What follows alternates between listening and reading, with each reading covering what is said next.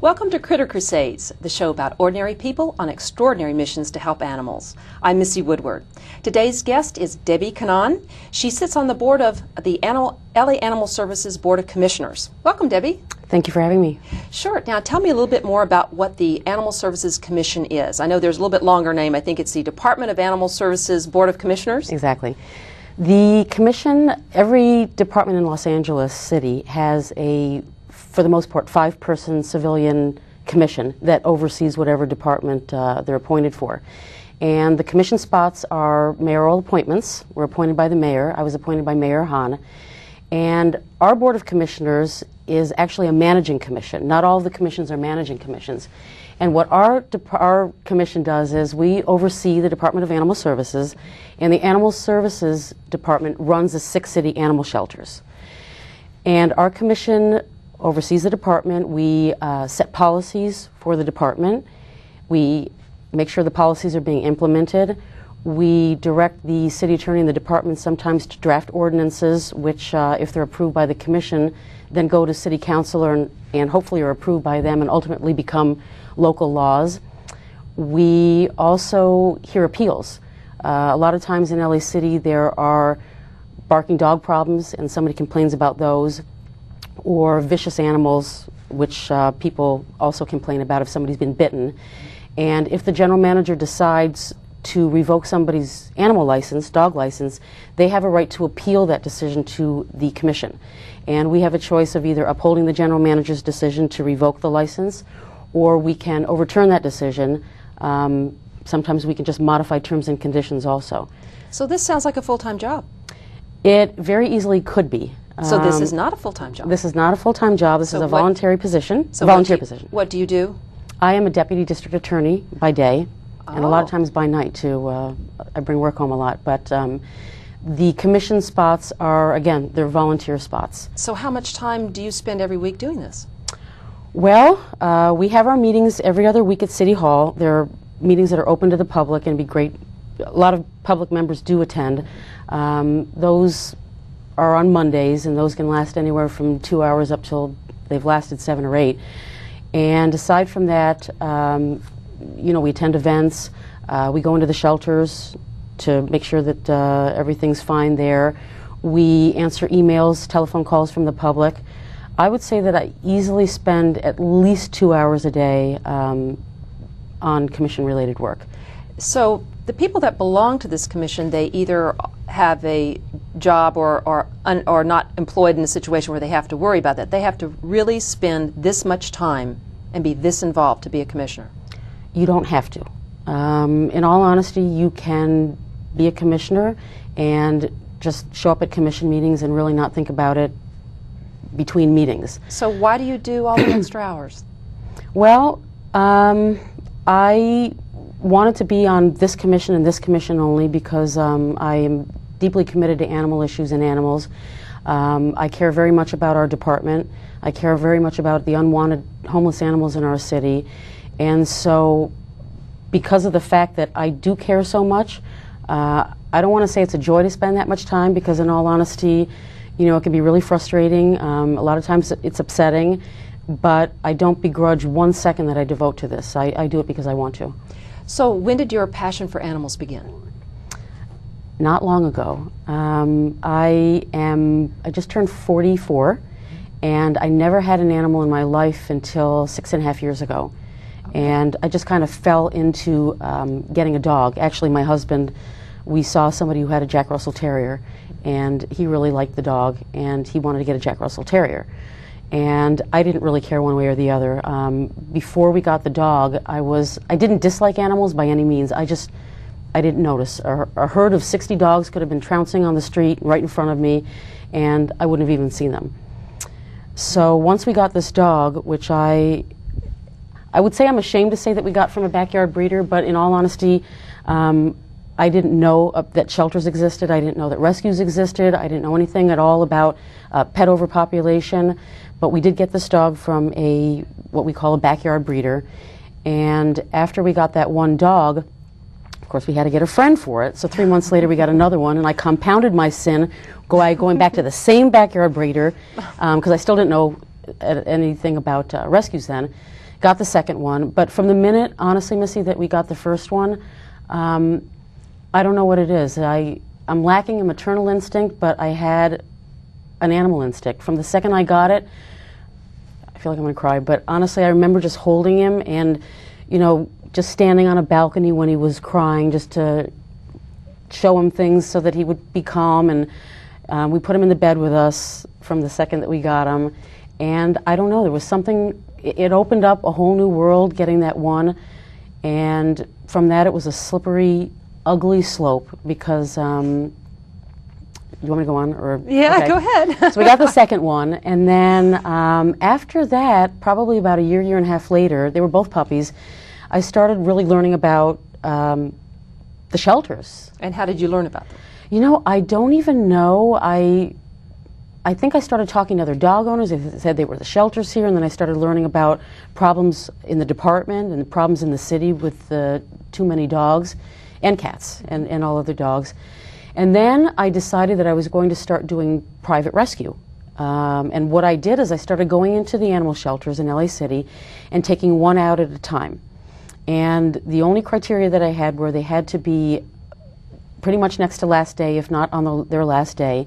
And they had to be what I thought were animals that I could find homes for easily. In other words, they had to be ones that I felt that very quickly I could find a home for them because we didn't want a third dog. So I was doing that one at a time, and then I started getting on rescue email lists and finding out really more and more about the problems. And at some point, I really realized that this is how I personally felt, that by doing rescue one dog at a time, it was pretty much just trying to stick my fingers in a dike. And I wasn't making any change. I could keep doing it, and another 1,000 people like me could be doing it, and the problem would still exist. And we wouldn't. It was just a drop in the bucket, what I was saving. And the rescuers do the best they can, but unfortunately, again, what we can take out or what they can take out is a drop in the bucket also. So that's when I decided, and I got to tell you, I ended up with a third dog. This was my last a rescue debacle. I got this third one. I decided I was going to save, I read an article about saving a senior dog and making his last days the best of his life. So I thought, I'm going to get me a senior dog. So I went down to East Valley and I looked for the oldest, most decrepit dog that was on his last day, and I found Elmo, who was what I call a Choxie. He was a Dachshund Chihuahua mix. Mm-hmm. And he was an owner turn-in. He was blind. I didn't know this when I took him out of his cage. But I did find out before I took him, and that was very scary to me because remember I told you the most important things were, aside from them being on their last day, is they had to be dogs that I thought I'd be able to find a home for quickly. Right. So after I filled the paperwork out, and what an idiot I was, I thought he had beautiful blue eyes, and then it turned out they were not blue, they were opaque because he couldn't see. Oh. And then I found out when I got him home he was deaf, and so I thought, well, I'm going to have this dog the rest of my life, or his life. It took me 4 months. I did find him a great home. Oh. And 3 months after he got adopted, the person that adopted him died. And so the family called me up and said, you know, Joe died and Elmo's here. Will you take him back? Because they'd signed a contract saying I'd get him back. Right. So we brought him home, and my husband and I both decided, you know what, it just wasn't fair at that point because he'd been with an owner, the shelter, with me for 4 months, with Joe for 3 months, and so we ended up keeping him. Anyway, I realized that in order to make a change, I learned about the commission. And how did you find out about the commission? That's not just a usual subject people talk about. I mean, you had been working the shelter, so I'm assuming you heard it through the shelters, or? Yeah, I found out, again, I don't remember how, I found out that there was this commission that oversaw the department, and I started going to a couple meetings, and I came to realize that that commission actually has a lot of power to effectuate change. Mm-hmm. And so I decided that I was going to somehow get on that commission. And this is an unusual thing that somebody that wouldn't notice a pack of animals running 6 years later. So this really tells you about the human-animal bond, that cathartic event that happened when you got your first animal really made that change. It seems for like. me, I don't know again what it was that spoke to them. To me, they're basically perpetual children that cannot speak, that do not have a chance if they're tied up behind somebody's house. They don't have a chance of running away or telling a teacher if they go to school. They absolutely depend on us for everything. I'm sure you're probably familiar with Matthew Scully's book, Dominion. And what he says in that book is that, you know, in the Bible it says man has dominion over the animals, and with that dominion comes a huge amount of responsibility. And actually my rabbi told me that the Old Testament says that in Judaism, you are supposed to feed your animal and take care of your animal before you do anything for yourself. And it's because they are totally at our mercy. You know, I can always go over to the refrigerator and open up something, and those animals cannot do anything for themselves. And so that is what I came to realize, and there's just something about them, I can't even explain it, that just really touches me so deeply that it's... It's been your passion now for how many years? Well, since I got Ziggy, which was 6.5 years ago. And how long have you been on the commission? 1.5 years. So in your role as a commissioner, you are working on policies. Now, I guess your regular work helps you understand laws, understand how to effectuate change that way. The other members, what sort of fields do they come from? Are they all as educated about the legal system as you are, or how are they chosen, or how are they involved, and who makes up the commission, and how important is it to have a mix? Well, it's very important, and each one of us brings something totally different to the table, and I have to say that this, in my opinion, is a phenomenal commission. They are a group of extremely caring, extremely intelligent people, very pragmatic, very down to earth, and really that's what you need. We have Maria Takei, actually, she's a PR person, but she has her own rescue, that's Forte Animal Rescue. We have Glenn Brown, who's the newest appointee. He owns his own business, a very successful business. We have Tarek Caro, who happens to be a defense attorney, and we have Kathy Reardon, who is a longtime animal lover, and she's been on the commission, I think, for 7 years now, and very, very familiar with the animal world and also the department. So these 5 people, you all work together, and when you're having to create laws or policies, does one of you come up with the idea, or is it something that you're hearing? Is it a consensus of information that you get? How do you go about creating a policy? Well, every commission meeting we have basically a commissioner's wish list, and the commissioners can put on the agenda, put on a future agenda, whatever issue they would like to discuss.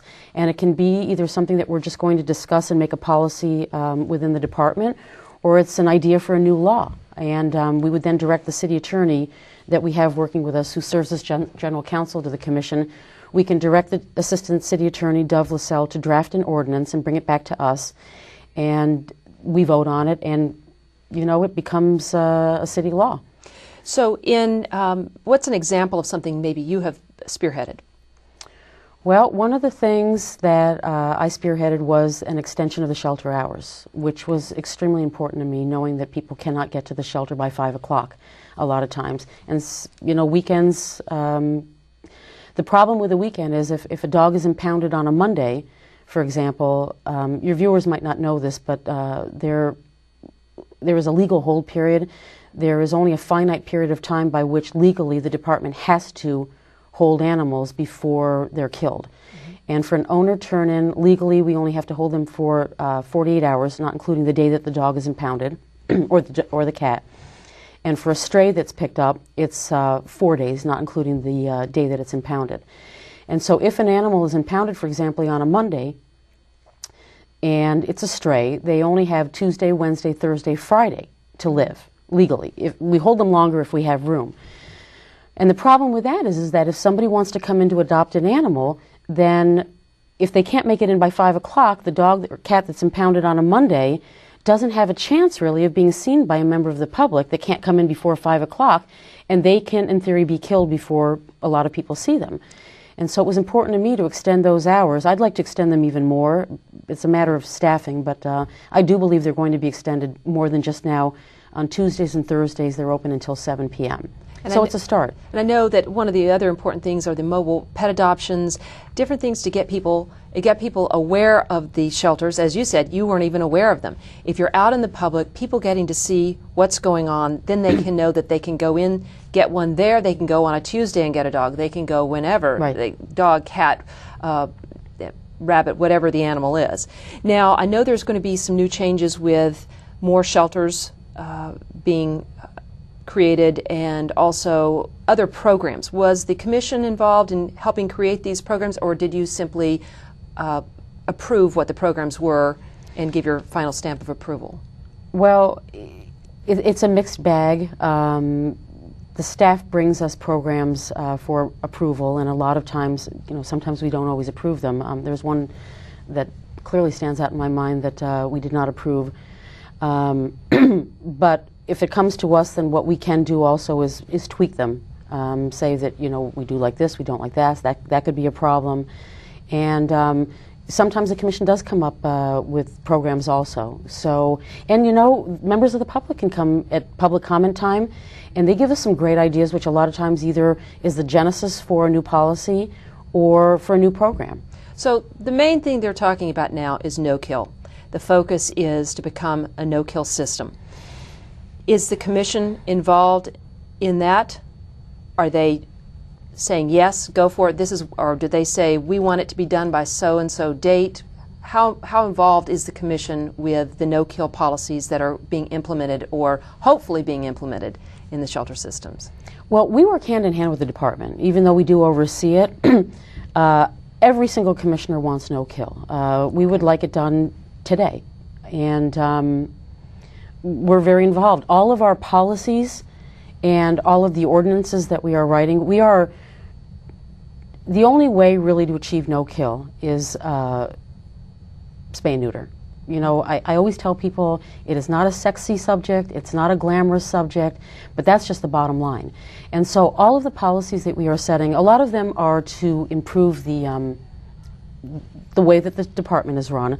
A lot of them are to improve the way we publicize our department, because anybody who knows me has heard me say over and over again that we need to run our shelters like a business. Mm-hmm. And if we run them like a business, and what does a business do? They do great advertising, they have customer service, top customer service, they have great looking products, great looking stores, great hours that are accessible to everybody. If we run it like a business, then we will be hugely successful. But that is on the adoption end, because we do need to increase our adoptions. The biggest end, in addition to that, as I said, is stopping the overpopulation problem that we have. And we are trying to chip away at every single person or entity that creates or is part of creating the overpopulation problem. And that is online breeders, it's pet stores, it's the backyard breeders, and I'm guilty of having contributed to that too. But part of on the business end, is competing with our competitors, and that is the breeders, the online breeders, and the pet stores. Mm-hmm. And we need to be advertising and trying to beat the competition so that people, the first place they think of going when they want an animal is our shelters. So that's on that end. But we are trying to chip away, as I said, at all those people that are creating the problem. And we are trying, for example, we are going to be taking on pet stores. One of the things that is going to be coming before the Commission at some point, probably soon, is trying to mandate pet stores to sell only spayed or neutered animals. Great. That's not going to be easy. No. One thing that they're working on right now, which the Commission asked the City Attorney to write an ordinance about, is requiring every single publication within LA limits, city limits, when they are placing an ad or accepting an ad for puppies or for kittens, that they will not legally be able to place an ad unless the person gives them a breeder's license number. Right. And the reason that that's important is because there are a lot of people that are breeding in their backyard mm-hmm. without paying for a breeder's license, and we are trying to kind of cut off their avenues of being able to advertise those puppies and kittens. And by requiring a breeder's license, in order for them to publicize, a lot of people probably won't want to pay the money, or they won't want to bother getting the breeder's license. And if they can't advertise, you know, they may hopefully just give up that practice. So let me ask you, what has been the most important thing you've learned from being on the commission that's affected you personally? Well, the thing that I've learned about being on the commission, you know, can we come back to that one? I'm fine. Trying to think. I mean, I've changed as a person by being on this commission. How has it affected you? You're so passionate about what you're doing, and even in the way you talk about it, you have so many ideas, and I know we've spoken before about many of your ideas and beliefs. You've had a major change from 6 years ago, and this involvement has obviously changed you in other ways. I know you've mentioned you've become vegetarian as well. These are things that you probably hadn't contemplated 6 years ago. Never. So it probably has been education. To me, what I hear is how important education is for people to have change, to effectuate change.